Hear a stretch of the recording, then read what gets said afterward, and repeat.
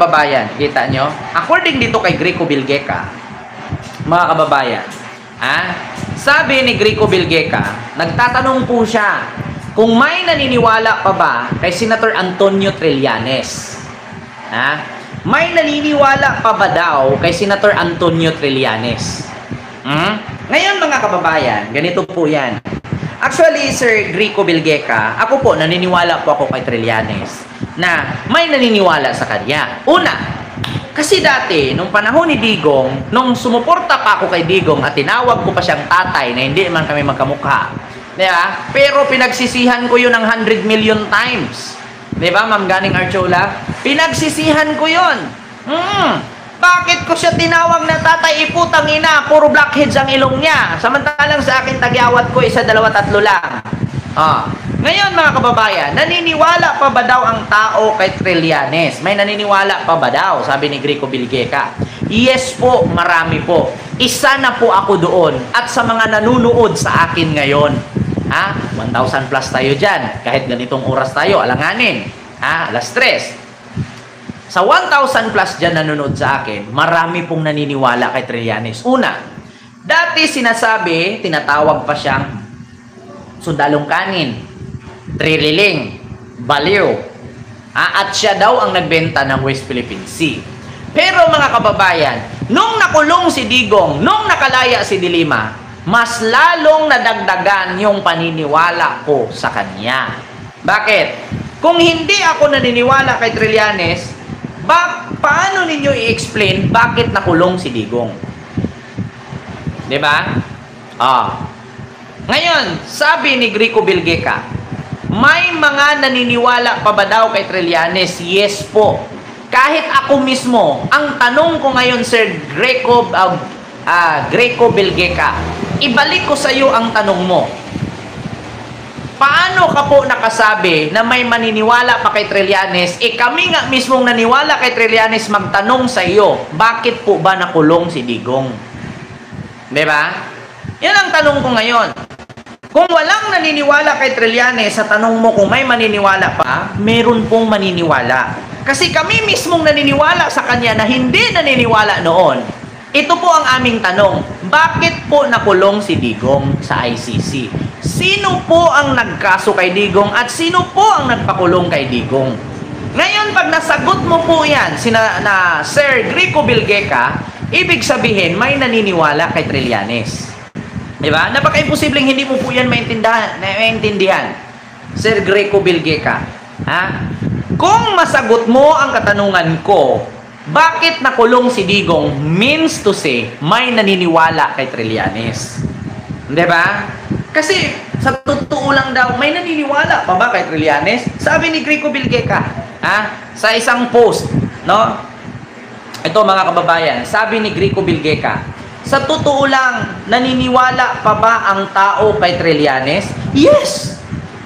120% naniniwala po ang tao kay Trillanes. Kasi bakit? Isa lang naman ang sasabihin ng tao. Kung hindi totoo ang mga sinasabi ni Trillanes, bakit nakulong si Digong? Diba? Yun, Sir Greco Bilgeca. Ang tanong ko, kung hindi po naniniwala ang tao kay Trillanes, ano po ang sagot ninyo? Bakit po nakulong si Digong?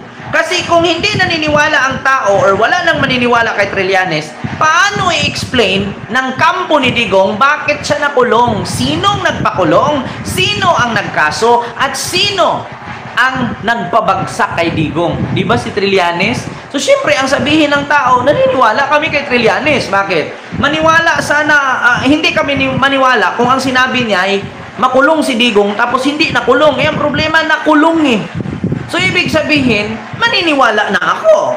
Bakit? Pangalawa, isa pa dyan, napapaniwalaan namin, si Greco Bilgeca, si Trillanes, kung mapakulong si Bongo, si Bato at si Sara. Pag nakulong si Bato, sunod ni Digong, ibig sabihin, mas madagdagan pa ang paniniwala namin sa kanya. Ngayon, si Greco Bilgeca, tanungin kita, paano mo po i-explain yun na nakulong si Digong? Sino po ba? At ano po ba ang dahilan ng pagkakulong niya? Dahil ba sa pagpatay niya?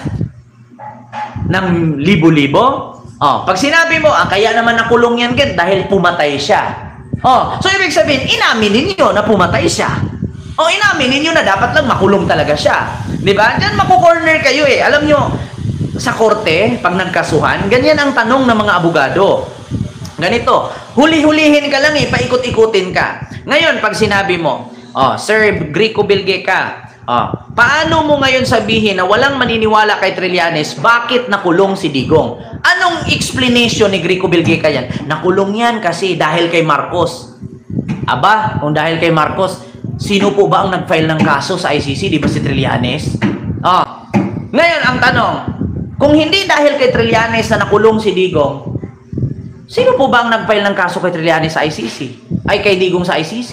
Si Marcos? Hindi nyo pwedeng idahilan yan eh.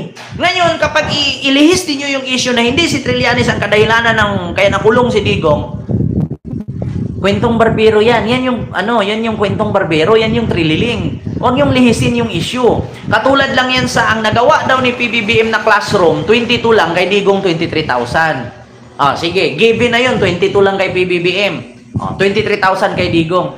Pero ilan po ba ang project dapat na matapos ni Digong? Di ba 75,000? Tapos pinagyabang nyo yung 23. So, nasaan yung 50 plus? Tira-tira. Tira-tira na lang ang 23 sa kurakot ni Digong. Di ba? Yan ang tanong ngayon.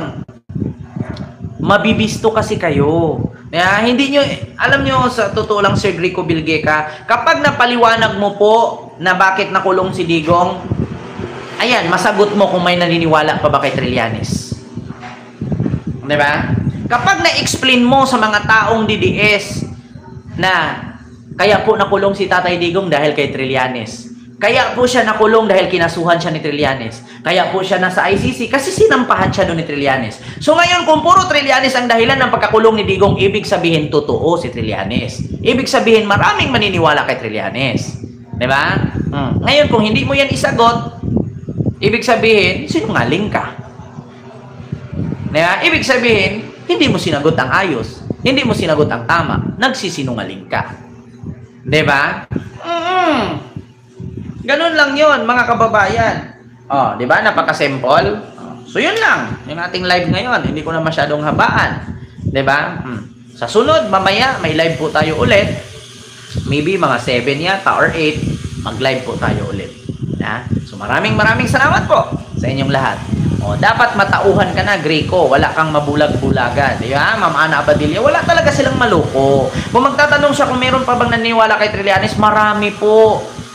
Kasi sino bang hindi maniniwala kay Trillanes? Di ba ang sabi ni Trillanes dati, hayaan nyo, makukulong din yan. Di ba, nakulong? So, ibig sabihin, naniniwala kami.